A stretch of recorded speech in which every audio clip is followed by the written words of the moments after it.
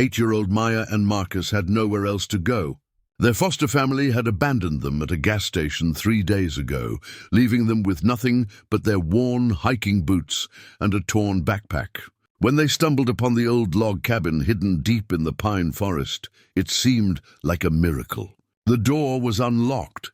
There were canned goods in the pantry and warm blankets on the beds. For the first time in weeks, they felt safe. But safety was an illusion in these woods.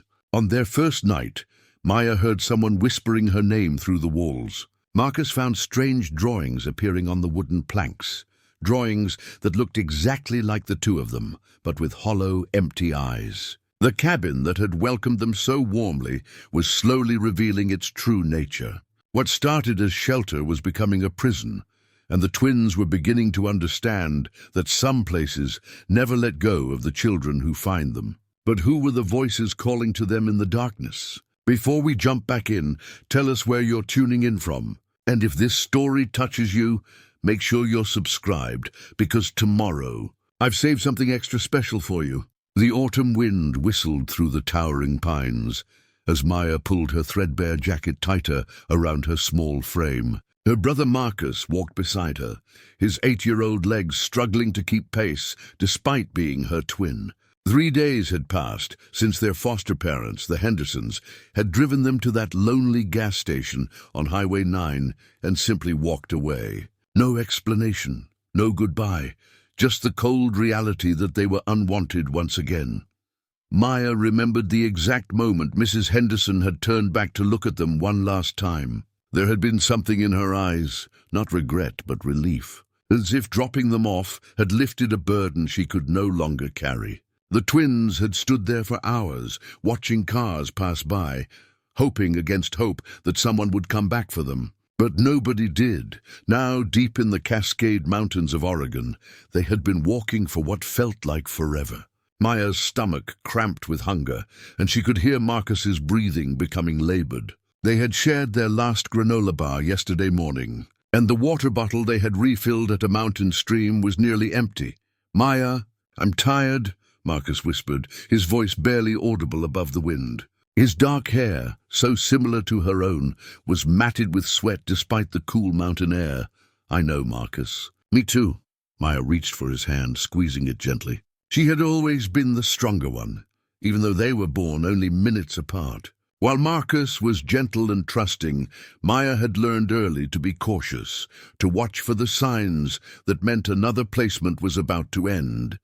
They had been in 7 foster homes in the past 4 years. 7 families who had promised them stability, love, a real home. 7 families who had eventually decided that 2 traumatized children were more than they could handle. The twins had learned not to unpack completely, not to get too attached to bedrooms that would never truly be theirs. The Hendersons had seemed different at first. They lived in a modest house in Bend, Oregon, with a garden where Mrs. Henderson grew tomatoes and herbs. Mr. Henderson worked at the lumber mill and had kind eyes that crinkled when he smiled. For 6 months, Maya had allowed herself to believe that maybe finally they had found their place. But then came the night terrors. Marcus had always been sensitive to things others couldn't see or hear. In their previous homes, he would wake up screaming about shadows in the corners, about voices calling his name. The Hendersons had been patient at first, bringing him warm milk, sitting with him until he fell back asleep. But as the episodes became more frequent, Maya noticed the change in their expressions, the way they would exchange glances when they thought the children weren't looking, the hushed conversations that stopped when Maya entered the room. The final incident had happened a week ago. Marcus had been found sleepwalking in the Hendersons' backyard at 3 in the morning, standing perfectly still beneath the old oak tree, staring up at its branches with his eyes wide open. When Mr. Henderson had gently shaken him awake, Marcus had looked at him with such terror that even Maya felt a chill run down her spine. "There are children in the tree," Marcus had whispered. "They want us to come with them." That was when Maya knew their time with the Hendersons was over. She had seen that look before. The way adults' faces changed when they realized Marcus was different, that his sensitivity to the unseen world made them uncomfortable. They wanted normal children, children who didn't wake up screaming about dead things, children who didn't see shadows that moved independently of their sources. So when the Hendersons had loaded them into their station wagon that morning, telling them they were going for a drive to clear their heads, Maya hadn't been surprised when they pulled into that desolate gas station. She had felt the familiar weight of abandonment settling over her like a heavy blanket. But this time was different. This time there was no social worker waiting to pick them up, no emergency placement lined up. The Hendersons had simply left them there with a $20 bill and walked away, leaving Maya to understand that they were truly on their own. Now, as they climbed higher into the mountains, Maya felt the responsibility of keeping them both alive pressing down on her shoulders. She was 8 years old, but in many ways she felt ancient. She had learned to read the subtle signs of rejection, to pack quickly when necessary, to comfort Marcus when his gifts became too much for the adults around them to bear. The forest grew thicker as they walked, the canopy above blocking out most of the afternoon sunlight. Maya could smell pine resin and damp earth, and somewhere in the distance she heard the sound of running water. Her mouth was dry, and she knew they would need to find that stream soon. Marcus stumbled over a fallen branch, and Maya quickly steadied him before he could fall. His face was pale, and she could see the exhaustion weighing on his small frame. They had been walking uphill for hours, and the thin mountain air made every step feel like a struggle. "Look," Maya said, pointing through the trees. "There's smoke." A thin wisp of grey smoke rose above the tree line, barely visible against the darkening sky. Maya felt a spark of hope mixed with wariness. Smoke meant people, but people had not been kind to them lately. Still, they needed help, and Marcus was reaching the end of his strength. As they made their way toward the source of the smoke, Maya noticed how quiet the forest had become. No birds sang in the branches above them, and even the wind seemed to have stilled. The only sound was their footsteps on the carpet of pine needles, and Marcus's labored breathing beside her. The cabin appeared gradually through the trees, as if the forest was reluctantly revealing its secret. It was larger than Maya had expected, built from weathered logs that had darkened with age. A stone chimney rose from one end, releasing the smoke they had seen from the distance. The windows were dark, but the front door stood slightly ajar, as if someone had just stepped outside and forgotten to close it behind them. Maya felt Marcus tense beside her. His hand gripped hers tightly, and she could feel the slight tremor that always preceded one of his episodes. "Maya," he whispered, his voice filled with that particular quality that meant he was sensing something she couldn't see. "There are people here, but they're not like us." "What do you mean, not like us?" Maya asked, though she wasn't sure she wanted to know the answer. Marcus closed his eyes, the way he always did when he was trying to understand what his unusual gift was telling him. "They're sad. Really, really sad. And they've been waiting for a long time." Despite her wariness, Maya knew they had little choice. The sun was setting, and the mountain nights were cold. Marcus needed rest and food, and she could hear his stomach growling even over his whispered observations about the cabin's unseen occupants. "Maybe they're just lonely," Maya said, trying to convince herself as much as Marcus. "Maybe they'll help us." They approached the cabin slowly, Maya's eyes scanning the windows for any sign of movement. The structure looked well maintained despite its age. The porch was swept clean, and there were even flower boxes beneath the windows, though the flowers had long since withered in the autumn cold.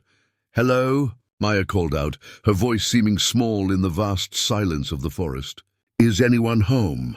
No answer came from within the cabin, but the front door swung open a little wider, as if inviting them inside. Maya hesitated, remembering all the warnings adults had given them about strangers and unsafe places. But what choice did they have? They were two children alone in the wilderness, with night approaching fast. Marcus tugged on her sleeve. "The sad people want us to come in," he said matter-of-factly. "They say they've been waiting for children for a very long time." A chill ran down Maya's spine that had nothing to do with the cooling air. But Marcus didn't seem frightened anymore. If anything, he looked curious, the way he had when they first arrived at each new foster home, before the disappointment set in. "Okay," Maya said finally, "but we stay together, and if anything feels wrong, we leave. Promise me, Marcus?" "I promise," he said, though Maya noticed he was looking at something just over her shoulder when he said it, as if responding to someone else entirely. They climbed the 3 wooden steps to the porch. The boards creaked under their weight but held firm. Maya pushed the door open wider and peered inside. The interior was dim, lit only by the dying light from the windows and the glow from what appeared to be a fireplace in the main room. "Hello?" she called again, stepping across the threshold with Marcus close behind her. The cabin was warm and smelled of pine smoke and something else, something sweet and comforting, like cookies baking. Maya's stomach responded with a loud growl that echoed in the silence. As her eyes adjusted to the dimmer light, she could see that the cabin was fully furnished. There was a couch covered with a colorful quilt, a wooden table with 2 chairs, and built-in shelves lined with books.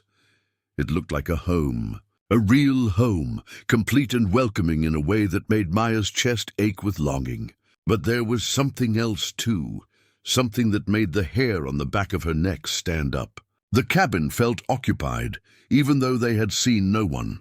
Maya closed the door behind them and immediately felt the weight of the silence inside the cabin. It was different from the quiet of the forest outside.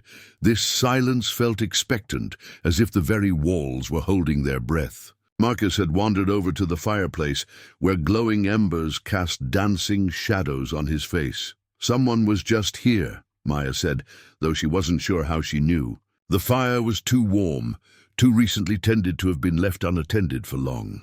"Maybe they'll be back soon." But even as she said it, she felt a strange certainty that whoever had built this fire wasn't coming back through any door she could see. The feeling unsettled her, but Marcus seemed perfectly at ease. He had that distant look in his eyes that meant he was listening to something only he could hear. The main room was larger than it had appeared from outside. A kitchen area occupied one corner, complete with an old-fashioned wood-burning stove and open shelving displaying mismatched dishes and cups. What caught Maya's attention immediately was the abundance of food. The shelves were lined with canned goods, jars of preserves, and packages that looked fresh despite the cabin's remote location. "Maya, look," Marcus said, pointing to the mantelpiece above the fireplace. A row of photographs stood there, old-fashioned ones in wooden frames. Maya approached carefully, studying the faces captured in faded black and white. They showed families, parents with children, some formal portraits, others candid shots of people laughing or playing. But there was something unsettling about the collection. All the photographs featured children, and in each one, the children's faces had been carefully colored in with what looked like colored pencils, giving their cheeks an unnatural rosy glow and their eyes an too bright blue. "They all have kids," Marcus observed, coming to stand beside her. The sad people really like children. Maya felt that familiar protective instinct surge through her. Throughout their time in foster care, she had learned to recognize the signs of adults who paid too much attention to children, who wanted to keep them too close. But this felt different somehow. These photographs seemed more like memorials than collections. "Marcus, what exactly do you hear when you say there are people here?" Maya asked, keeping her voice low, even though they appeared to be alone. Her brother tilted his head, the way he always did when he was concentrating on the voices only he could perceive. "They're not scary," he said after a moment. They're just really, really sad. And they keep saying they've been waiting. They say they used to have children, but something bad happened. A cold draft seemed to move through the room, causing the fire to flicker and the photographs on the mantelpiece to rattle slightly in their frames. Maya instinctively moved closer to Marcus, but he didn't seem afraid. If anything, he looked sympathetic. "They want to take care of us," he continued. "They say they have food and warm beds, and we won't have to leave like we always do. The promise of stability, of never having to pack their few belongings and start over again, was almost too tempting to resist. Maya looked around the cabin again, taking in the comfortable furniture, the well-stocked kitchen, the warmth that seemed to emanate from more than just the fireplace. It would be so easy to simply accept this gift, to stop running and finally rest. But she had learned not to trust things that seemed too good to be true. Every foster family had made similar promises in the beginning. Every placement had started with hope and ended with rejection. This place, for all its warmth and welcome, felt like another version of the same story. "We can stay tonight," Maya decided aloud. As much for the benefit of whatever unseen presences Marcus was communicating with as for her brother. "But tomorrow we need to figure out how to get back to town. Back to the social services office." She felt rather than heard a response to her words, a subtle shift in the cabin's atmosphere, as if something had sighed with disappointment. The fire dimmed slightly, and the warm air seemed to cool by several degrees.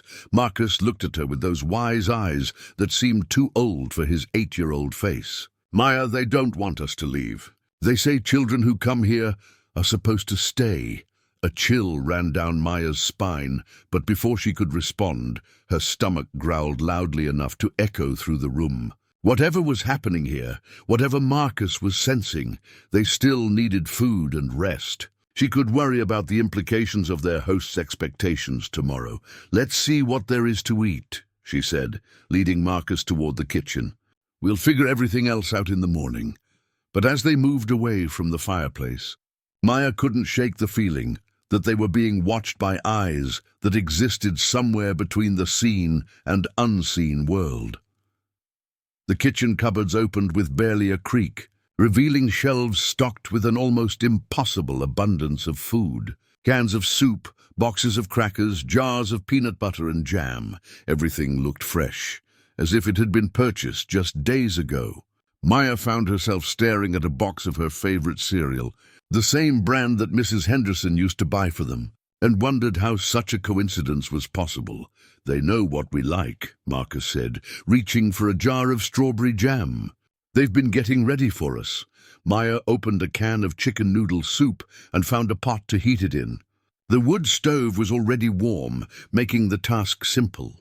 As she stirred the soup, she tried to make sense of what they had stumbled into. Remote cabins didn't stock themselves with fresh food. Someone had to have been maintaining this place, someone who had somehow known they were coming. "Marcus, when you talk to them, can you ask who they are?" Maya said, as she ladled the soup into 2 bowls she found in the cupboard. "I mean, what are their names?" Marcus sat at the wooden table, his small hands wrapped around the warm bowl. He closed his eyes for a moment, that familiar distant expression crossing his face. When he opened them again, there was a sadness there that made Maya's heart ache. "The mommy's name is Elizabeth," he said softly. "The daddy is William, and there were 2 children, but they don't like to talk about what happened to them. It makes them too sad." Maya sat across from him, her own soup growing cold as she processed this information. "How long have they been here?" "A very long time. Since before we were born, since before our mommy and daddy were born too." Marcus took a careful sip of his soup, then looked up at Maya with those 2 wise eyes. "They say this was their house when they were alive, when they had bodies like us." The straightforward way Marcus spoke about the supernatural had always unsettled the adults in their lives. But Maya had grown accustomed to her brother's matter-of-fact relationship with the unseen world. Still, the implications of what he was telling her made her stomach clench with something that had nothing to do with hunger. "Marcus, if they're not alive anymore, then what do they want with us?" Before he could answer, a soft creaking sound came from upstairs. Footsteps, slow and deliberate, moved across the ceiling above them. Maya felt every muscle in her body tense, but Marcus simply looked up with mild interest. "That's Elizabeth," he said. "She's making sure the beds are ready for us. She's really excited that we're here. She says it's been so lonely without children in the house." The footsteps paused directly overhead, and Maya had the distinct feeling that they were being listened to, that whatever presence was upstairs was as aware of them as they were of it. The ceiling creaked once more, and then silence returned.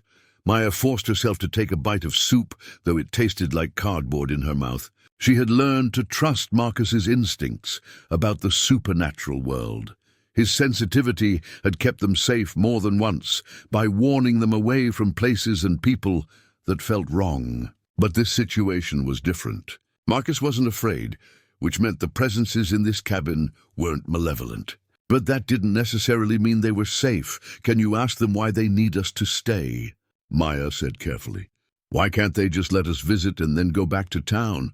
Marcus closed his eyes again, and Maya watched his face change as he listened to voices she couldn't hear.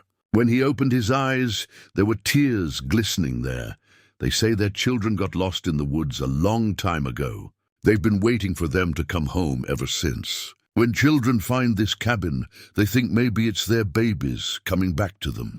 Marcus wiped his eyes with the back of his hand. They don't understand that we're not their children. They just know they love us and want to keep us safe. Maya felt her heart break a little for the grief-stricken parents who had been trapped in this cabin for decades, waiting for children who would never return. But she also felt a growing fear about what their desperate love might mean for her and Marcus. We need to help them understand that we're not their children, Maya said gently, that we have our own lives to live. But even as she said it, she wondered what lives they were talking about. 7 foster families had given up on them. They had no permanent home, no one who wanted them permanently. In many ways, these lonely spirits were offering them exactly what they had always wanted, a place to belong, people who would never abandon them. The thought terrified her more than any ghost ever could. That night, Maya woke to the sound of her own name being whispered. She lay perfectly still in the comfortable bed Elizabeth had prepared for her, listening to the darkness. The voice came again, soft and loving, the way a mother might call to her child from the next room. Maya, sweetheart, come see what I have for you. The voice was distinctly female, warm with affection, but it wasn't coming from anywhere Maya could identify.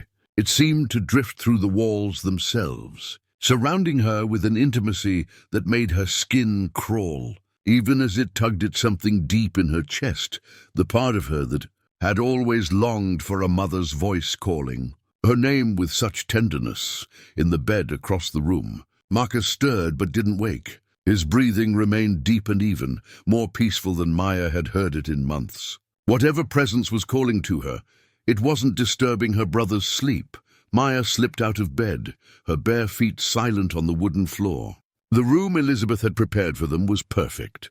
2 single beds with soft quilts, a window that looked out over the moonlit forest, and a small dresser topped with an oil lamp that cast a warm glow over everything.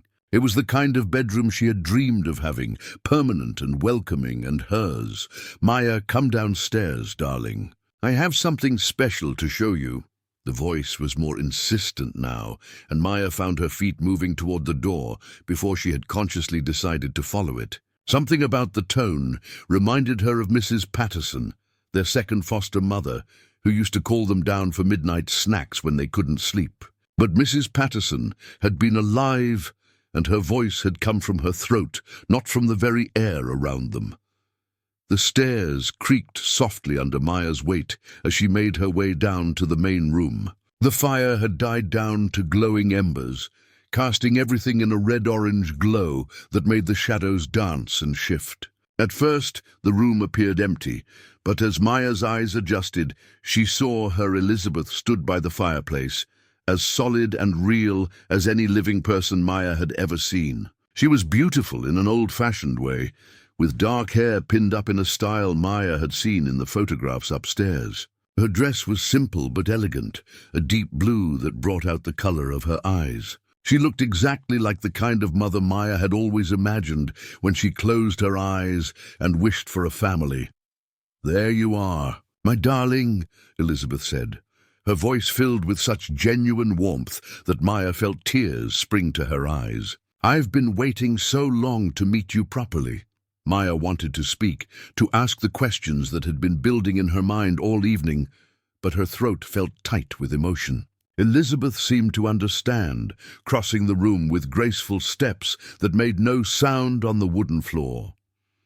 I know you must be confused. Sweetheart, Elizabeth continued, reaching out to touch Maya's cheek with fingers that felt real and warm. But you don't need to be afraid. You're home now. You and Marcus are finally home. The touch was everything Maya had ever wanted, gentle, loving, maternal. But it was also wrong in a way that made every instinct she had developed through years of foster care scream warnings. This woman was beautiful and kind and completely devoted to her, but she was also dead, and she was talking about keeping them as if they were her children, as if the years of searching for their real parents had finally ended. "I'm not your daughter," Maya whispered, the words feeling like a betrayal even as she spoke them. "And Marcus isn't your son. We have our own parents somewhere." Elizabeth's face fell, and for a moment Maya saw such profound grief there that she almost took the words back. But then Elizabeth's expression shifted, becoming something more desperate, more possessive. "No, darling, you're wrong," Elizabeth said, her voice taking on an edge that hadn't been there before. "Your parents abandoned you. They left you at that gas station because they didn't want you anymore. But we want you. We've always wanted you. We've been preparing for you to come home to us." Maya felt a chill that had nothing to do with the cooling night air. "How do you know about the gas station?" "We've been watching over you for so long, Maya. Through all those families who didn't understand you, who couldn't see how special you and Marcus are. We've been waiting for the right moment to bring you home where you belong." The realization hit Maya like a physical blow. This hadn't been a chance encounter. The spirits had been orchestrating this, drawing them here deliberately. Maya stumbled backward, her heart pounding as the implications of Elizabeth's words sank in. "You've been watching us." "For how long?" Elizabeth's smile never wavered, but there was something unsettling about its persistence, as if it had been painted on her face. "Since you were very small, darling. We've seen every family that failed you, every time you had to pack your little suitcase and start over. We felt your pain as if it were our own." "That's not possible," Maya whispered, but even as she said it, she remembered all the times Marcus had insisted someone was watching them, all the nights he had woken up talking about the sad people who wanted to help them. She had assumed it was just his imagination, his way of coping with their unstable life. Marcus knew, didn't he? Elizabeth said, her voice soft with something that might have been pride. "He's always been sensitive to our world. Such a special boy. Just like our own children were." Maya felt the walls of the cabin pressing in around her. The warm, welcoming space suddenly felt like a trap, carefully baited and patiently set. "What happened to your children? Your real children?" For the first time, Elizabeth's perfect composure cracked. Her face contorted with anguish so profound that Maya instinctively stepped forward, wanting to comfort her despite her fear. "They were playing in the woods," Elizabeth said, her voice breaking. "Just playing the way children do. But there was a storm, and they got lost, and we searched and searched, but we never found them. William and I, we never stopped looking. We called their names until our voices gave out. We walked every trail until our feet bled, but they were gone." Tears streamed down Elizabeth's face, and Maya could see decades of grief written in every line of her features. The woman was trapped in her loss, unable to move forward, unable to accept what had happened. "We died still searching for them," Elizabeth continued. "The cold took us one winter night when we refused to give up looking, but death couldn't stop us from loving them, from waiting for them to come home." Maya felt her anger dissolving into pity, but she forced herself to remember that grief, however genuine, didn't give someone the right to steal other people's children. "I'm sorry for your loss," she said carefully, "but Marcus and I aren't your children. We can't replace them." Elizabeth's tears stopped as suddenly as they had begun, and her smile returned, bright and unwavering. "But you can, darling. You already have. The moment you walked through our door, you became ours. We'll never let you feel unwanted again. We'll never abandon you the way all those other families did. What if we want to leave?" Maya asked, though she was afraid she already knew the answer. Elizabeth's laugh was like silver bells, beautiful and chilling. "Oh, sweetheart, why would you ever want to leave? We have everything you need here. Food, warmth, love that will never end. And you'll never grow old, never get sick, never have to worry about anything again. The last part hit Maya like a physical blow. What do you mean, never grow old?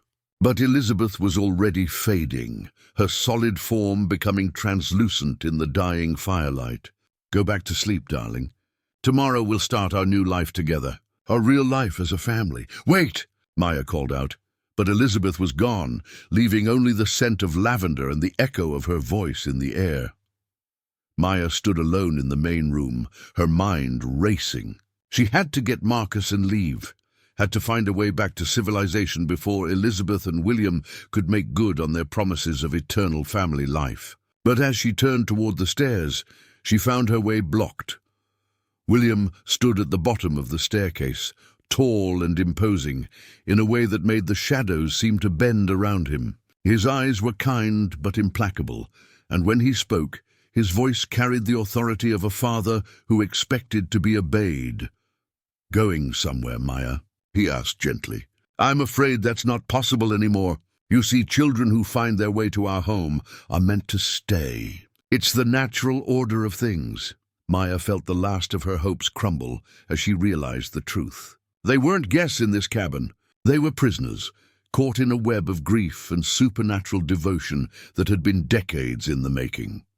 Maya woke the next morning to find Marcus sitting by the window, fully dressed and staring out at the forest with an expression she had never seen before. There was a calmness about him that seemed unnatural, as if all the anxiety and restlessness that had plagued him for years had simply evaporated overnight.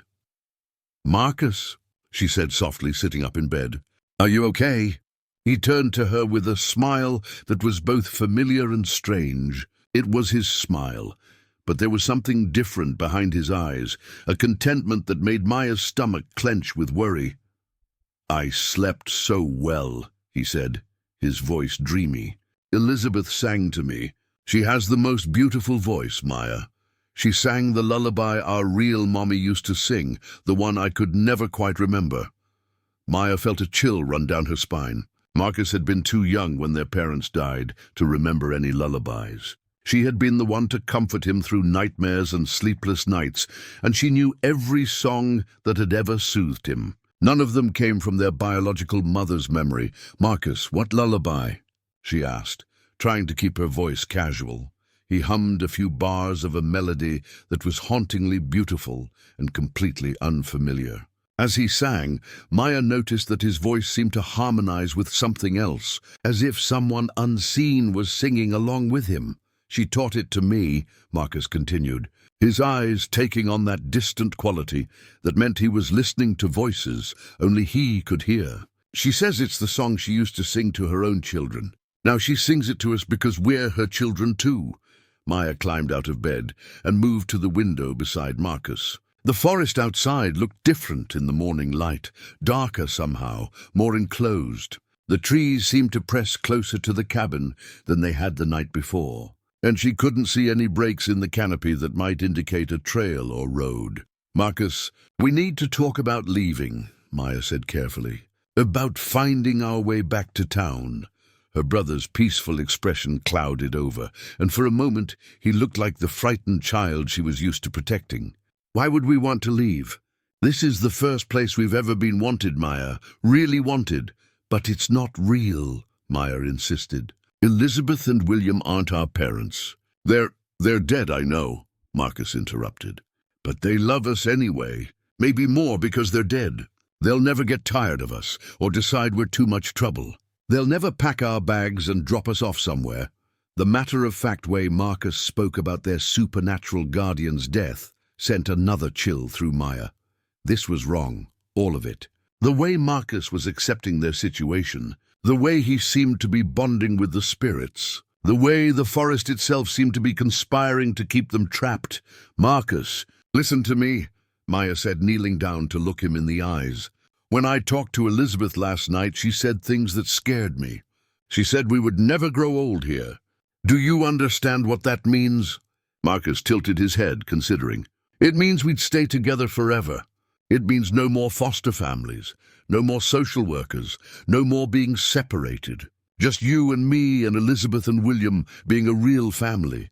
Maya felt tears spring to her eyes. The temptation in what Marcus was describing was almost overwhelming. How many nights had she lain awake wishing for exactly what he was talking about? A place where they belonged, where they were wanted, where they never had to fear being sent away.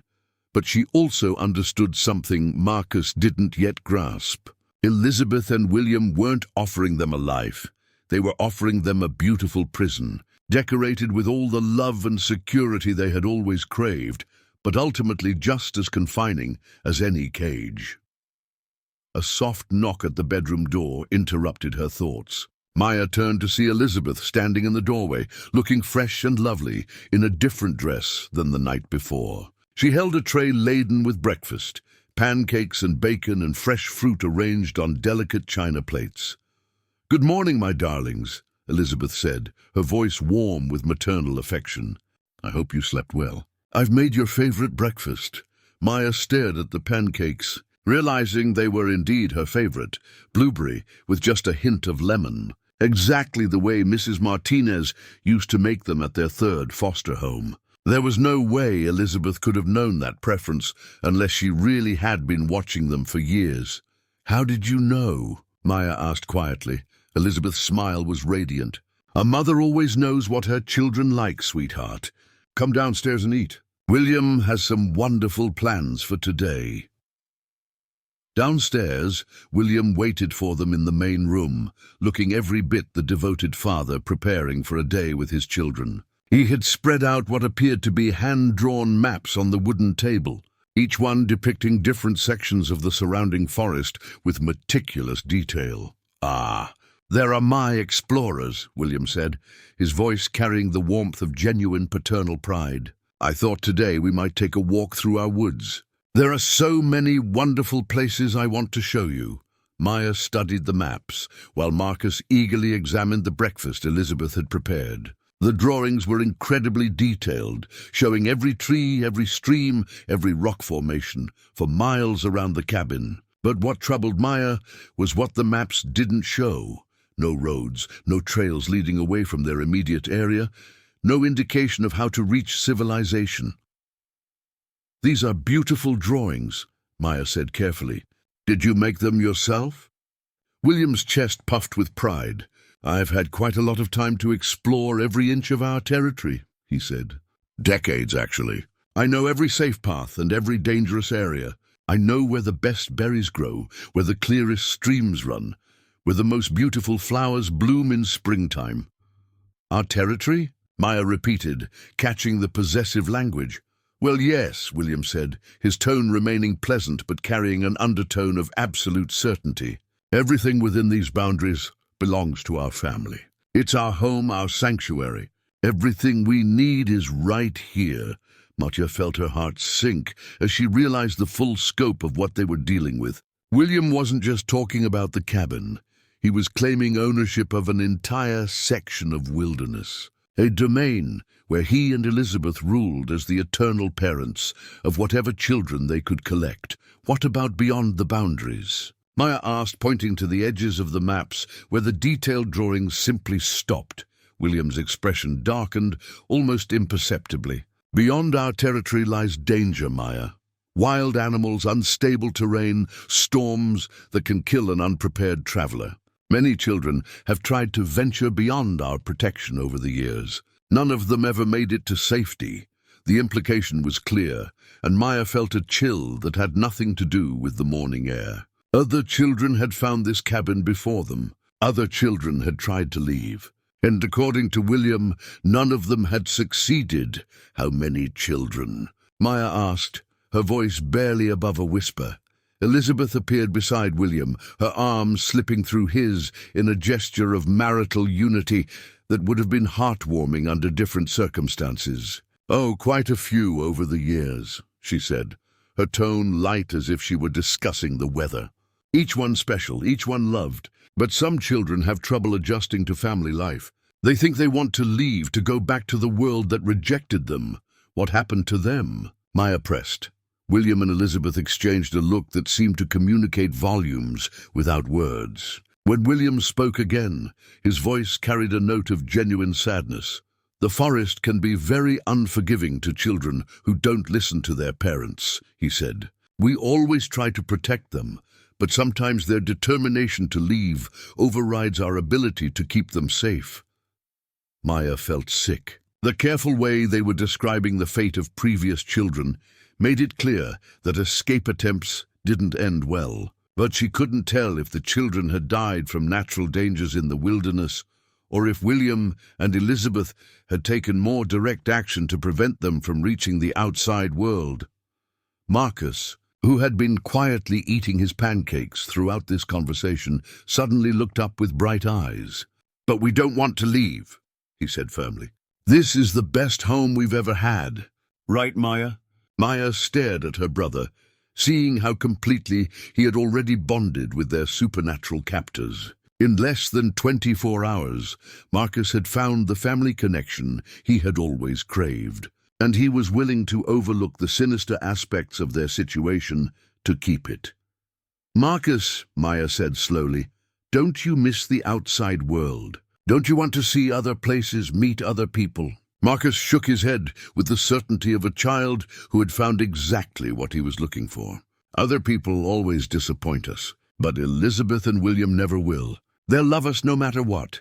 Elizabeth beamed at Marcus's words, moving to stroke his hair with obvious affection. "That's right, my darling boy. We'll never leave you, never send you away, never decide you're too much trouble.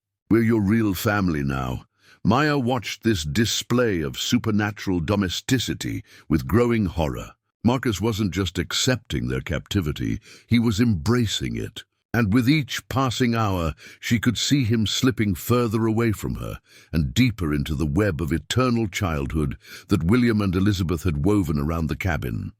The forest walk revealed the true extent of William and Elizabeth's domain. As they followed winding paths that seemed to appear and disappear at will, Maya noticed markers carved into certain trees, symbols that looked like a combination of letters and primitive drawings. Each marked tree seemed to pulse with a faint energy that made her skin crawl.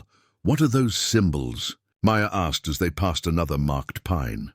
William paused, his hand resting affectionately on the carved bark. "Protection runes," he said with obvious pride.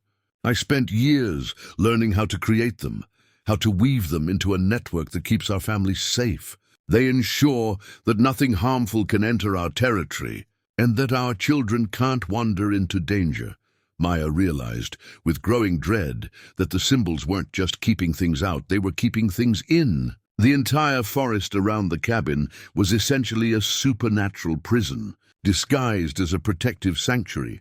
Marcus ran ahead on the path, laughing as he chased what appeared to be butterflies that glowed with an otherworldly light. Elizabeth followed him with obvious delight, calling out encouragement and warnings to be careful near the stream they were approaching.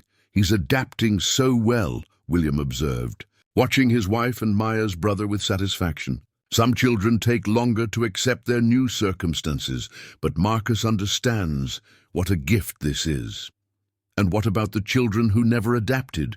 Maya asked, unable to keep the edge out of her voice. William's expression grew somber. "They suffered unnecessarily.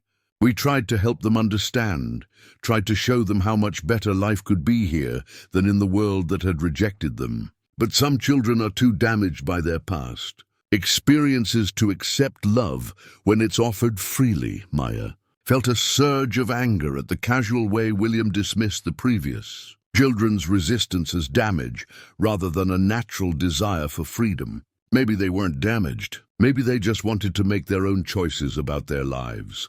"Children aren't equipped to make such choices," William replied, his tone taking on the patient condescension of an adult explaining simple facts to a stubborn child.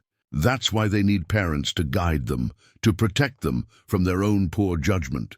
The outside world had already proven it didn't want these children. We offered them something infinitely better."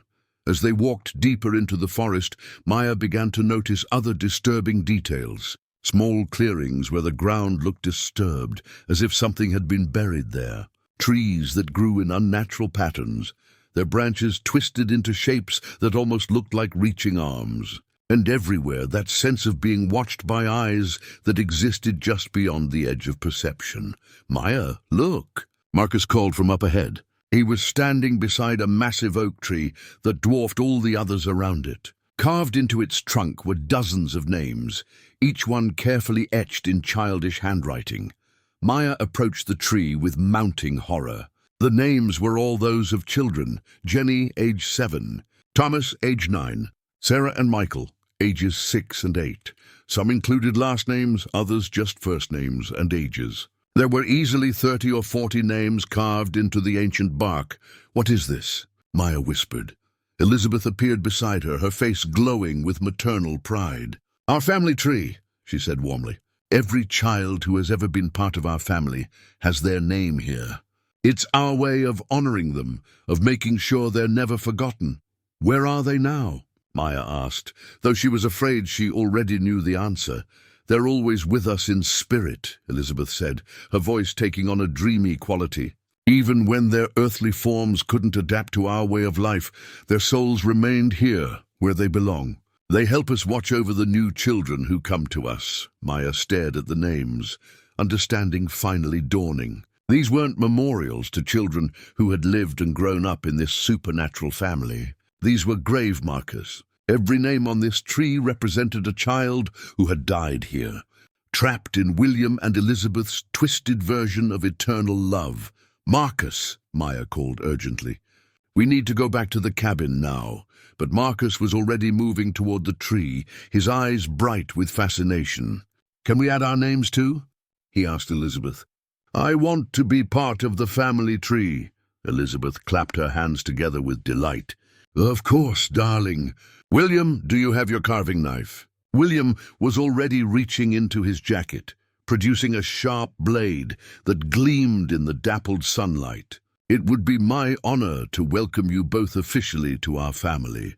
Maya realized with crystalline clarity that once their names were carved into that tree, there would be no going back. They would become part of the supernatural ecosystem that William and Elizabeth had created, trapped forever in a cycle of eternal childhood that ended only in death. "No," Maya said firmly, stepping between Marcus and William's gleaming knife. "We're not ready for that yet." William's expression shifted subtly, the paternal warmth cooling into something more calculating. "Not ready? But darling, this is how we make it official. This is how you truly become part of our family." Maya felt the weight of all 4 pairs of eyes on her, William's and Elizabeth's filled with expectant pressure, Marcus's with confused disappointment. She had to think fast, had to find a way to delay this ritual without triggering their suspicion. "It's just that this is all so new," Maya said, forcing her voice to remain calm. "In all our other foster homes, we had time to settle in before making permanent commitments. I want to make sure Marcus and I are really ready for such an important ceremony." Elizabeth's face softened with understanding. "Of course, sweetheart. How thoughtful of you to want to approach this with the proper reverence. Family commitment is sacred, not something to rush into lightly." Marcus tugged on Maya's sleeve, his face scrunched with confusion. "But Maya, I am ready. I want my name on the tree. I want everyone to know I belong here." Maya's heart broke at the earnestness in her brother's voice. In 8 short years of life, he had never felt like he truly belonged anywhere, and the desperate hunger for acceptance in his eyes was almost too painful to witness. "Just a few more days," Maya said gently, taking his hand. "Let's make sure we understand everything about being part of this family first." "It's such a big decision," William nodded approvingly. "Wisdom beyond your years, Maya. Very well, we'll wait until you feel completely prepared. But don't take too long. The ceremony is most powerful when performed while the initial bond is still fresh." As they walked back toward the cabin, Maya's mind raced through possible escape plans. The protection runes created a supernatural barrier, but there had to be weaknesses in the system. William had mentioned that some children had tried to leave over the years. If they had made attempts, There must be ways to get past the initial barriers. Even if those attempts had ultimately failed that evening, after a dinner that felt sickeningly like a normal family meal, Maya waited until Marcus fell asleep before slipping out of their room. She needed to explore the cabin more thoroughly, to understand the full extent of their supernatural prison and find some weakness she could exploit.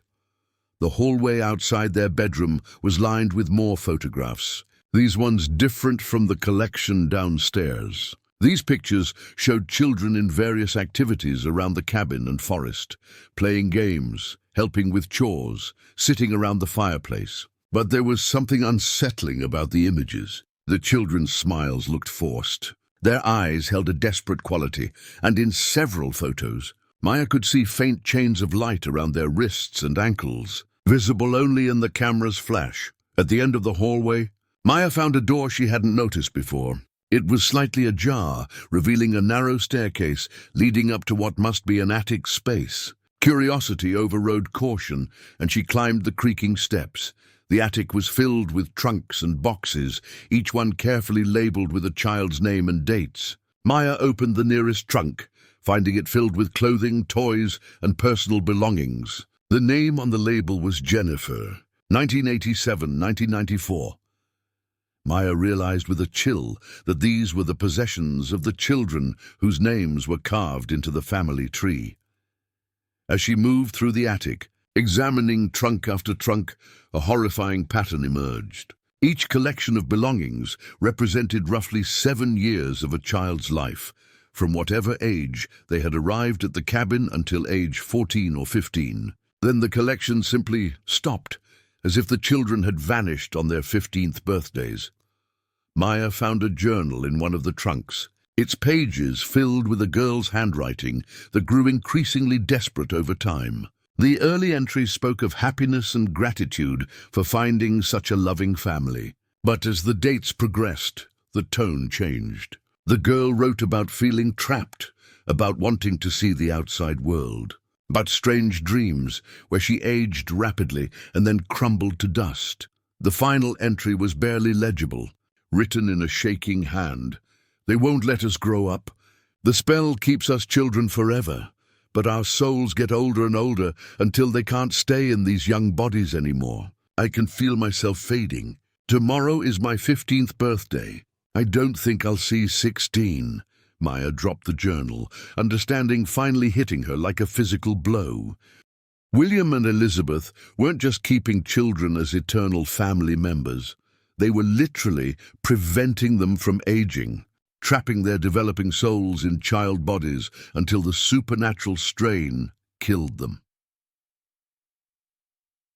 Maya crept back down the attic stairs, her hands shaking as she processed the full horror of what she had discovered. The journal's final entry kept echoing in her mind, a 15-year-old girl writing her own death sentence in trembling handwriting. How many children had spent their final years trapped in bodies that couldn't age, while their souls withered from the supernatural strain? She slipped back into the bedroom to find Marcus sitting up in bed, his eyes reflecting the moonlight streaming through the window. For a terrifying moment, Maya thought he might have been possessed by one of the spirits, but when he spoke, his voice was entirely his own. "Where did you go?" he asked quietly. "I woke up and you weren't here." Maya sat on the edge of his bed, trying to decide how much to tell him. Marcus had always been sensitive to supernatural influences, but that same sensitivity was making him more susceptible to William and Elizabeth's manipulation.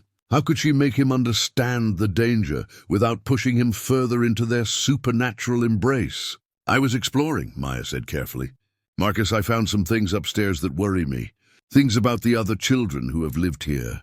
Marcus pulled his knees up to his chest, a gesture that reminded Maya painfully of how young he really was. "What kind of things?" "They died, Marcus.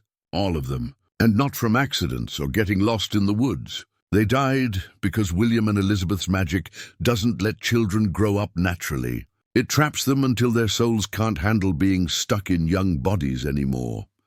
She watched Marcus's face carefully, hoping to see fear or understanding that would help her reach him. Instead, his expression grew thoughtful in a way that sent chills down her spine. "Maybe that's not so bad," he said slowly. "Growing up is scary, Maya. Adults always seem so tired and sad. And they hurt children, or abandon them, or decide they don't want them anymore. Maybe staying young forever isn't the worst thing that could happen to us." Maya felt her heart sink.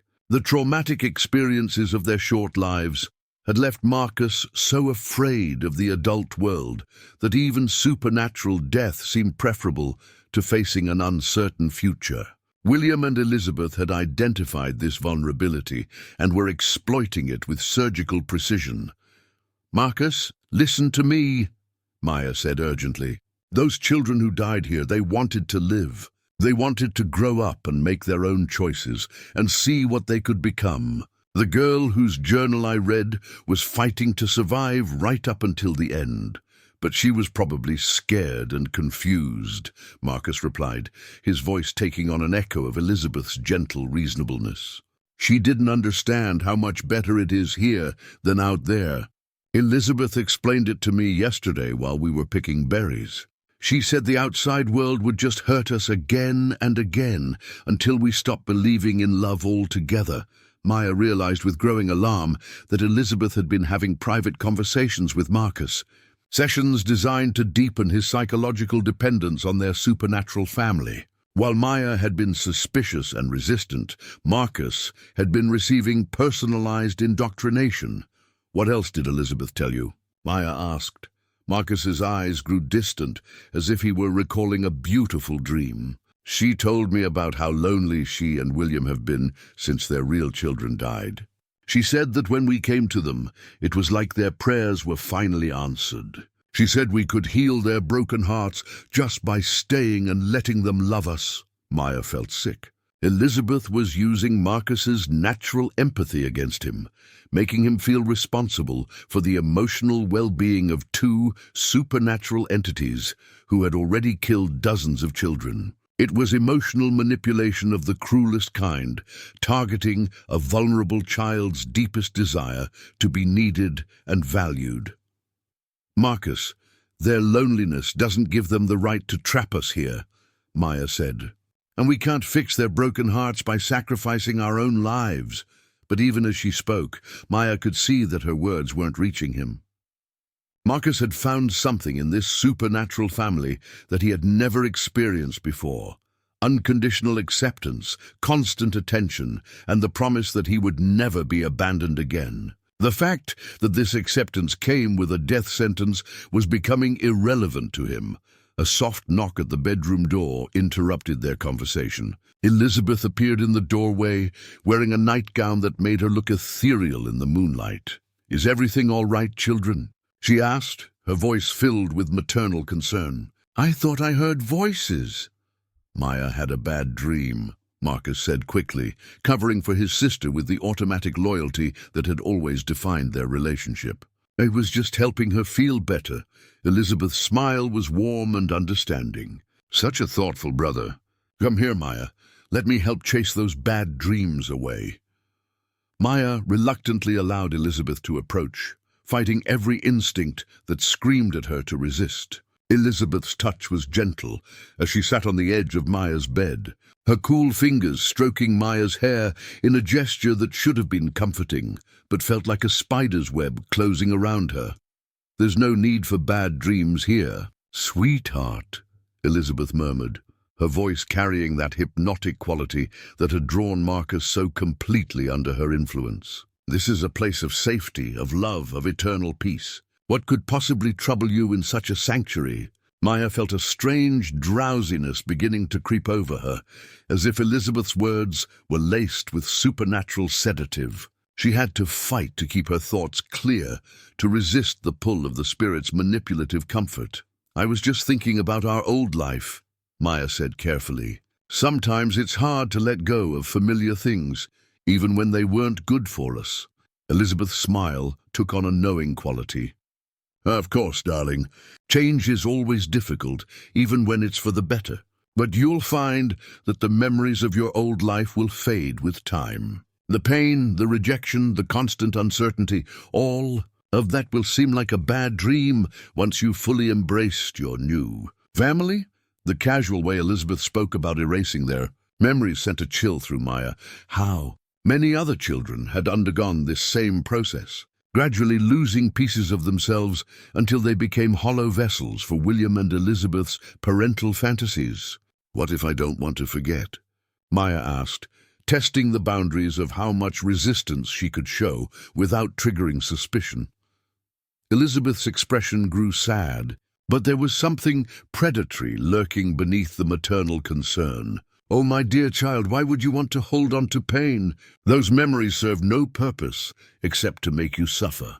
Wouldn't it be kinder to let them go, to fill your mind instead with the joy of belonging somewhere you're truly wanted? Maya noticed that Marcus was listening to this conversation with rapt attention, his eyes growing heavier as Elizabeth's voice wove its spell around both of them. She had to do something to break the supernatural influence before it claimed her brother completely. "Marcus," Maya said sharply, causing him to blink and focus on her face. "Remember what Mrs. Patterson taught us about our parents, about how they loved us before the accident?" For a moment Marcus's expression cleared, and Maya saw a flicker of the brother she knew. But Elizabeth's hand moved to rest on his shoulder, and immediately his face grew dreamy again. "Those people are gone, darling," Elizabeth said gently. "They can't love you anymore, but we will. Forever and always, without condition or reservation." Maya watched in horror as Marcus nodded slowly, his connection to their biological parents' memory visibly weakening under Elizabeth's influence. She realized that the spirits weren't just trapping children physically. They were systematically erasing their identities, their connections to the outside world, their very sense of self. "I think I need some fresh air," Maya said suddenly, standing up from the bed. "Could I step outside for a moment?" Elizabeth's grip on Marcus's shoulder tightened almost imperceptibly. "I'm afraid that's not safe, sweetheart. The forest at night is full of dangers, wild animals, unstable ground, sudden storms. Children who wander outside after dark sometimes never find their way back." The warning was delivered in the same gentle tone Elizabeth used for everything, but Maya heard the steel beneath the silk. She was being told, politely but firmly, that she was not allowed to leave the cabin unescorted. "Then perhaps tomorrow we could take another walk," Maya suggested. "I'd love to see more of the beautiful places William showed us today." "Of course, darling," Elizabeth agreed, but her smile didn't quite reach her eyes. "William has many more wonderful places to share with you, places where our family has made precious memories over the years." Maya suppressed a shudder, knowing that those precious memories probably involved the final days of children who had realized too late what kind of trap they had walked into. Elizabeth rose gracefully from the bed, her ethereal nightgown flowing around her like mist. "Now both of you need your rest. Tomorrow is going to be a very special day. William and I have been planning a celebration to welcome you properly into our family." After Elizabeth left, Maya lay in the darkness, listening to Marcus's breathing gradually deepen into sleep. But she knew that sleep wouldn't come for her. Every hour that passed in this place made Marcus more susceptible to their influence and made their situation more desperate. She had to find a way to escape before tomorrow's celebration, whatever that might entail, and she had to find a way to take Marcus with her, even if he no longer wanted to go. Maya waited until she was certain Marcus was deeply asleep before slipping out of bed again. This time she moved with purpose, her earlier exploration having given her a better understanding of the cabin's layout. She needed to find William and Elizabeth's weaknesses, some way to break the supernatural hold they had over this place. The main floor was eerily quiet, moonlight streaming through the windows and casting long shadows across the familiar furniture. Maya noticed that the photographs on the mantelpiece seemed different in the darkness. The children's faces appeared to move slightly, their painted eyes following her as she crept through the room. She made her way to the kitchen, remembering something she had noticed earlier but hadn't had time to investigate properly. The pantry was stocked with far more food than two people could reasonably consume, but there was something else that had caught her attention, a door partially. Hidden behind hanging herbs and dried flowers, Maya pushed aside the aromatic plants and found herself facing a heavy wooden door secured with an old-fashioned iron latch. The metal was cold under her fingers as she lifted the latch slowly, wincing at the small squeak it made. Beyond the door lay a set of stone steps leading down into darkness. The basement was larger than the cabin's footprint should have allowed, stretching back into shadows that seemed to swallow her vision. As her eyes adjusted, Maya began to make out shelves lining the walls, filled with jars and bottles containing substances she didn't want to identify too closely. Some glowed with faint phosphorescence, others seemed to move with their own internal currents. But what drew her attention were the books. Dozens of them, arranged on specially built shelves and covered with symbols similar to the protection runes she had seen carved into the forest trees. These weren't ordinary books, they were grimoires, collections of spells and supernatural knowledge that William had accumulated over decades of existence as a spirit.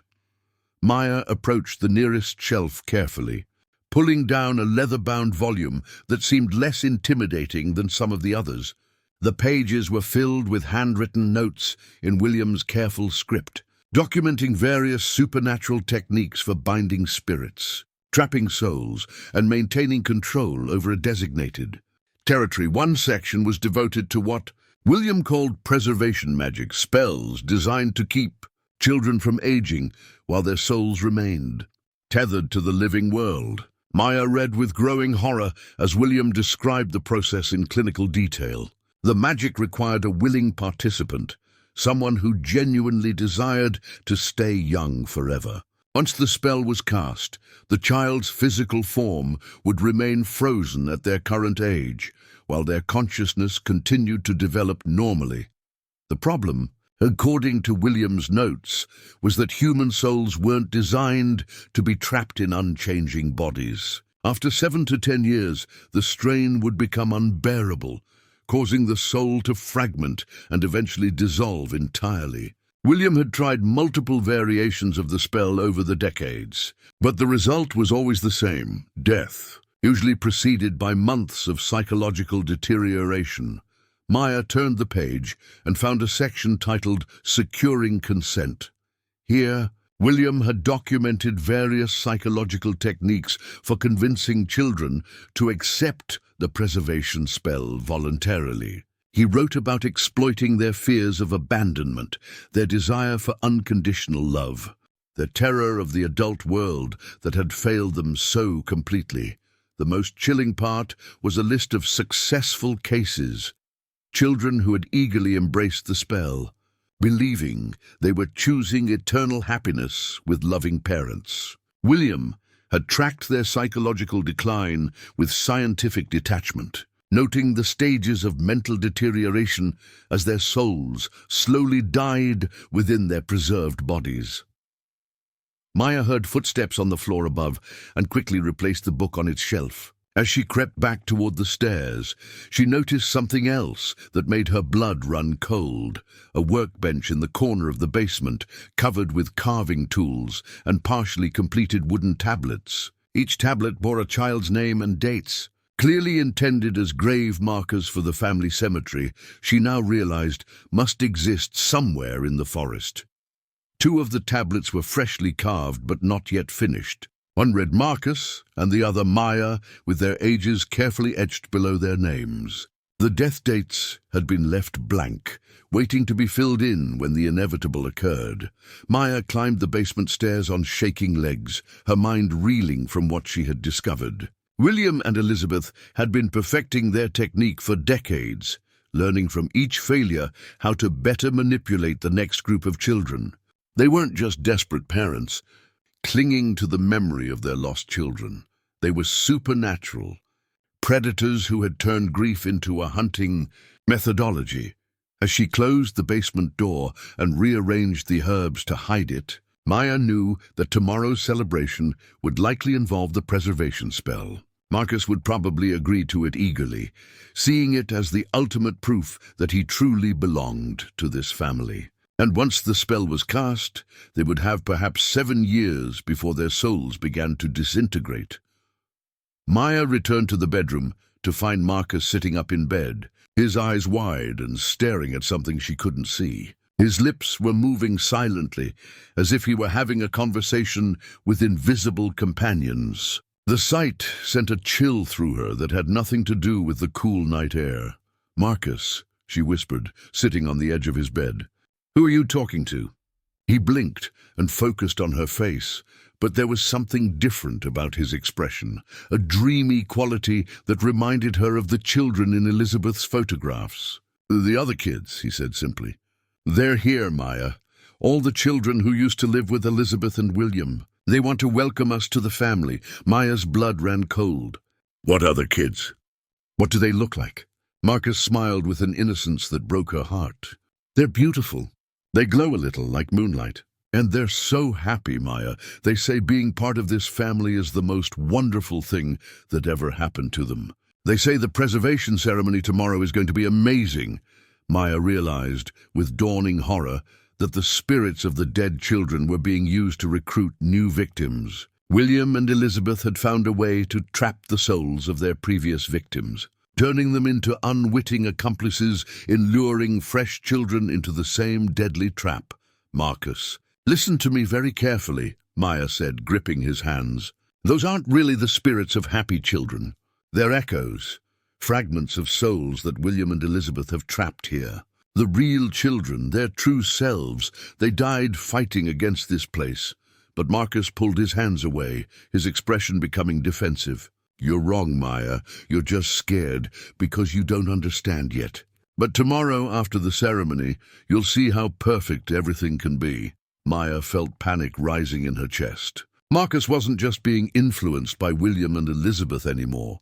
He was being actively recruited by an entire army of supernatural remnants, each one programmed to reinforce the illusion that eternal childhood was a gift rather than a curse. "The children who lived here before us," Maya pressed, "do they tell you how they died?" Marcus's face scrunched with confusion. "They didn't die, Maya. They're right here. They live forever now, playing and laughing and being loved.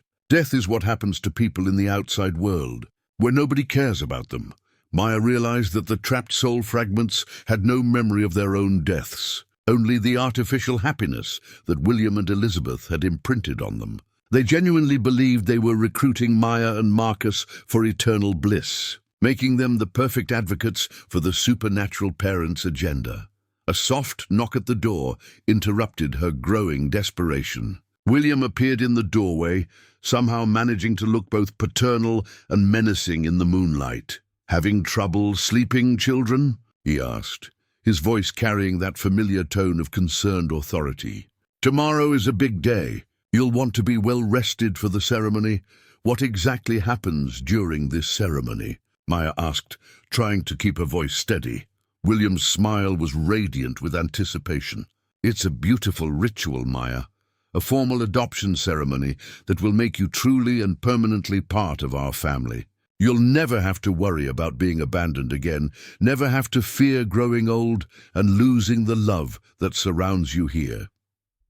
"And if we decide we're not ready?" Maya asked. William's expression didn't change, but something cold flickered behind his eyes. "Oh, but you're ready, my dear. We've been preparing you since the moment you arrived. The forest spirits have been whispering to you in your dreams, helping you understand what a gift this is. And Marcus has already accepted the truth of what we're offering." Maya looked at her brother, seeing the eager anticipation in his face. Marcus had moved beyond simple acceptance. He was actively looking forward to the preservation ceremony, believing it would solve all their problems and give them the family they had always wanted. "The ceremony begins at dawn," William continued. "Elizabeth is preparing the ritual circle even now. By tomorrow evening, you'll both be true members of our family, bound to this place and to us by ties that can never be broken."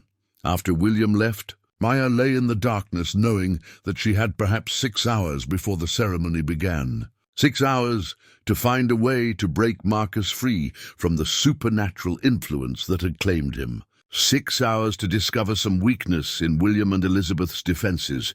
6 hours to save both their souls from an eternity of slow dissolution in this beautiful prison. But as she listened to Marcus humming the lullaby Elizabeth had taught him, harmonizing with voices only he could hear, Maya wondered if she was already too late. Maya waited until the first pale hints of dawn began filtering through the bedroom window before making her move.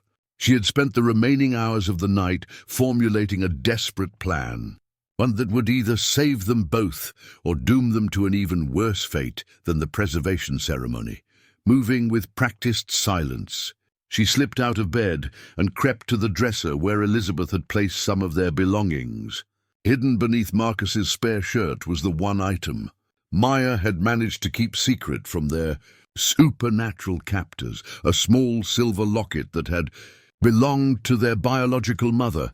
The locket was the only tangible connection they had to their life before foster care, the only proof that they had once belonged to someone who loved them unconditionally. Maya had hidden it through 7 different placements, protecting it from social workers who might have confiscated it and foster families who preferred their charges to arrive without reminders of previous attachments. But the locket was more than just a sentimental keepsake. Their mother had been deeply spiritual, a practitioner of what she called protective folk magic. Maya remembered fragments of conversations, half-understood explanations about bloodline connections and the power of inherited objects to anchor souls to their true identities. As Maya clasped the locket around her neck, she felt a subtle shift in the cabin's atmosphere. The oppressive weight that had been pressing down on her since their arrival seemed to lighten slightly, as if the supernatural influence was suddenly encountering resistance. She crept to Marcus's bedside and gently shook his shoulder. "Marcus, wake up! We need to talk." Her brother's eyes opened immediately. But instead of the dreamy contentment that had characterized his expression for the past day, Maya saw a flicker of confusion, as if he were trying to remember something important. "Maya," he said uncertainly, "I had the strangest dreams. There were children calling to me, but their voices sounded sad, not happy. And I kept trying to remember something about Mama, but every time I got close to the memory, it would slip away." Maya felt a surge of hope. The locket's influence was somehow counteracting the supernatural manipulation, allowing Marcus to access memories that William and Elizabeth had been systematically suppressing. "Marcus, I need you to listen very carefully," Maya whispered. "Do you remember what Mama used to tell us about family? About how real love never tries to trap you or change who you are?" Marcus nodded slowly, his eyes growing clearer with each passing moment. "She said that people who really love you want you to grow and become your own person. She said that anyone who tries to keep you from growing is scared of losing control over you."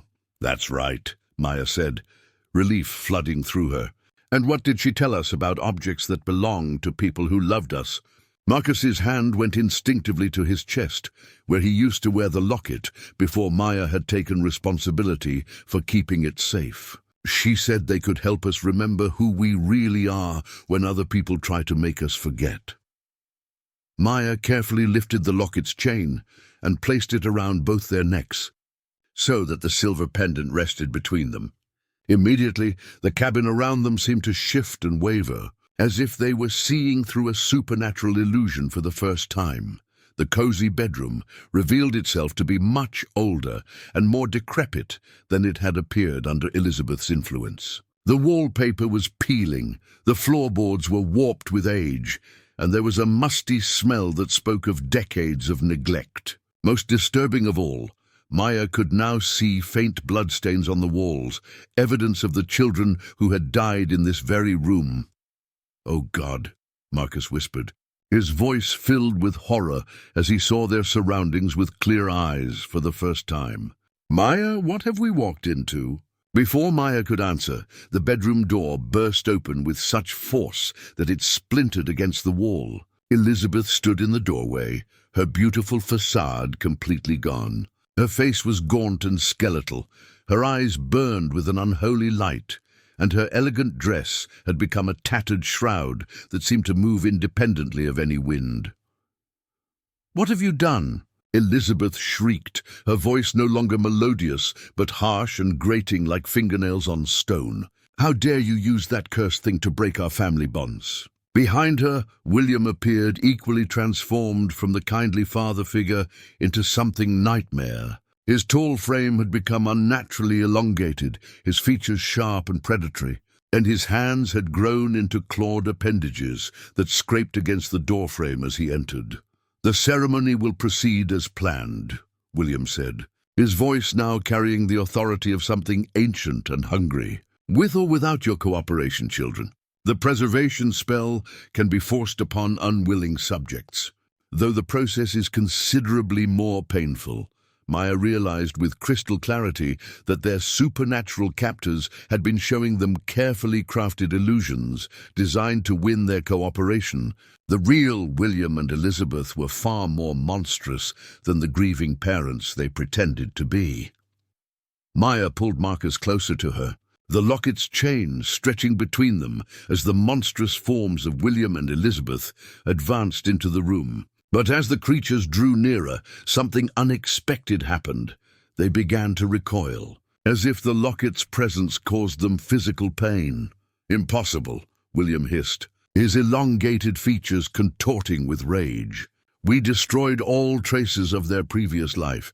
We burned every photograph, every memento, every connection to the world beyond our domain." Maya felt a surge of understanding. The locket wasn't just protecting them from supernatural influence.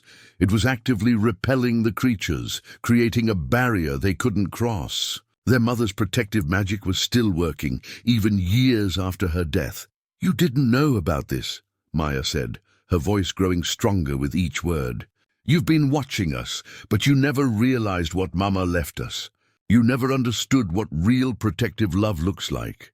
Elizabeth let out a shriek of fury that shattered the bedroom windows, sending glass cascading to the floor. "Your mother was a meddling witch who filled your heads with dangerous nonsense.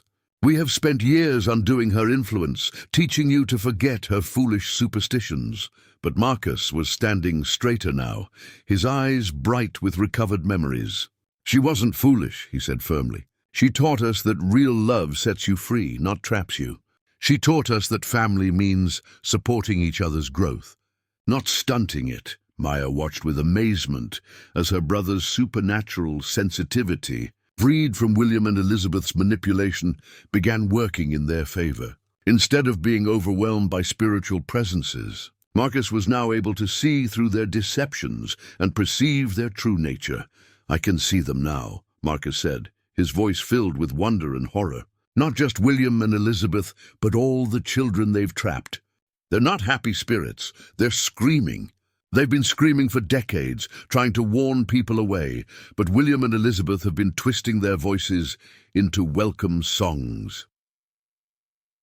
The revelation hit Maya like a physical blow. The ghostly children who had been encouraging Marcus to accept the preservation ceremony weren't willing. Accomplices. They were prisoners being forced to lure new victims into the same trap that had claimed them. "The family tree," Maya whispered, understanding flooding through her. "It's not just a memorial, it's a binding circle. Every name carved into that oak is another soul trapped in this place, forced to serve William and Elizabeth's endless hunger for replacement children." William's monstrous face twisted into a snarl. "Clever girl. Yes, every child who dies here becomes part of our eternal family, whether they choose it or not. Their souls provide the energy needed to maintain our domain, to keep the protection runes active, to ensure that no one can leave our territory without permission." Maya realized that she and Marcus had stumbled into something far worse than a supernatural trap. They had found themselves in the center of a soul-harvesting operation that had been running for decades. William and Elizabeth weren't just grieving parents seeking replacement children. They were parasitic entities feeding off the life force of trapped souls. "But you've made a mistake," Maya said, backing toward the shattered window with Marcus. "Our mother knew what you were. That's why she gave us protection that would activate when we needed it most. That's why the locket stayed hidden until now." Elizabeth laughed, a sound like breaking glass. "Your mother died in a car accident, you foolish child. She had no supernatural knowledge, no protective magic. That locket is nothing but sentiment and silver." But Maya could feel the truth in her bones. Their parents' death hadn't been an accident. It had been the result of their mother discovering William and Elizabeth's hunting ground and trying to warn others. The creatures had killed their parents to silence them, not realizing that their mother had already prepared contingencies to protect her children. "She knew you would come for us eventually," Maya said with growing certainty. "She knew that children like Marcus, children with supernatural sensitivity, would be especially vulnerable to your kind of predation. So she made sure we would have a way to fight back when the time came." The locket grew warm against Maya's chest, and she felt power flowing through it, not her mother's magic, but something older and stronger. The love of a parent, willing to reach across death itself to protect her children, combined with the accumulated rage of dozens of trapped souls, finally given a voice to cry out for justice. William and Elizabeth began to back away as the locket's light grew brighter, their monstrous forms wavering as if the very foundations of their existence were being challenged. The locket's light continued to intensify, casting dancing shadows across the decrepit bedroom walls as William and Elizabeth retreated toward the doorway. But Maya could see that their withdrawal was strategic rather than fearful. They were regrouping, preparing for a different kind of assault. "Marcus," Maya whispered urgently, "can you hear the trapped children now? Can you understand what they're trying to tell us?" Her brother closed his eyes, his face scrunching with concentration as he listened to voices only he could perceive. When he opened them again, there were tears streaming down his cheeks. "There are so many of them, Maya, dozens and dozens, going back almost 100 years. They're all connected to that tree, bound by their carved names like chains. They want to help us, but they can't act directly. William and Elizabeth's magic controls them, forces them to obey." Maya felt the weight of all those trapped souls pressing against her consciousness through the locket's connection. Each one had been a child like her and Marcus, vulnerable, searching for love, desperate for a place to belong. And each one had paid for that vulnerability with their freedom, their growth, and ultimately their lives. "Is there a way to break the binding?" Maya asked. "Some way to free them?" Marcus tilted his head, listening to the cacophony of ghostly voices. "They say the tree is the key. If we could destroy the carvings, or find some way to overload the binding circle with more power than it can contain, the whole system might collapse." Maya looked toward the window, gauging the distance to the ground. It was a significant drop, but not impossible for two determined children. But even if they managed to escape the cabin, they would still be trapped within William and Elizabeth's territorial boundaries, still subject to the protection runes that prevented anyone from leaving. "There's something else," Marcus said, his voice growing more urgent. "The children are trying to warn us about something. They keep saying dawn ceremony and binding completion. I think William and Elizabeth are planning to perform the preservation ritual, whether we cooperate or not." As if summoned by Marcus's words, Elizabeth's voice drifted up from the main floor of the cabin, no longer attempting to maintain her maternal facade. She was chanting in a language that sounded ancient and harsh, syllables that seemed to scrape against the air itself. "The ritual has already begun," William called from somewhere below them. "Distance will not save you, children. The ceremony will draw you down to us, whether you come willingly or not." Maya felt a tugging sensation in her chest, as if invisible hands were trying to pull her toward the stairs. The compulsion was subtle, but growing stronger with each passing moment. Marcus was already swaying on his feet, his eyes taking on that dreamy quality that meant supernatural influence was overriding his conscious will. "Fight it," Maya urged, gripping his hand tightly. "Remember what Mama taught us about staying true to ourselves. but the locket's protection seemed to be weakening under the sustained assault of the binding ritual. Maya could feel Elizabeth's chanting working its way into her mind, promising eternal safety, unconditional love, a place where she would never be abandoned or rejected again. For a moment, Maya almost gave in to the seductive pull of those promises. After years of failed placements and constant rejection, the idea of never having to face that pain again was overwhelmingly tempting. She could join Marcus in accepting their fate, could stop fighting and struggling and simply embrace the artificial paradise that William and Elizabeth offered. But then she thought about the children whose names were carved into the family tree, children who had faced the same choice and lived to regret it, children who had spent their final years watching their souls slowly disintegrate while their bodies remained trapped in eternal youth, children who were now trapped forever in a cycle of supernatural servitude, forced to lure new victims into the same deadly trap. "No," Maya said firmly, the locket growing warm against her chest as her resolve strengthened. "We won't be your replacement, children. We won't help you trap other kids the way you've trapped all those souls in the forest." The tugging sensation intensified, becoming almost irresistible. Maya knew they had only moments before the binding ritual would override even the locket's protection. She had to do something dramatic, something that would disrupt the ceremony and give them a chance to reach the family tree. Looking around the deteriorating bedroom, Maya's eyes fell on the oil lamp that Elizabeth had placed on the dresser. The lamp was filled with kerosene, and the wooden walls of the cabin were dry as tinder after decades of supernatural preservation.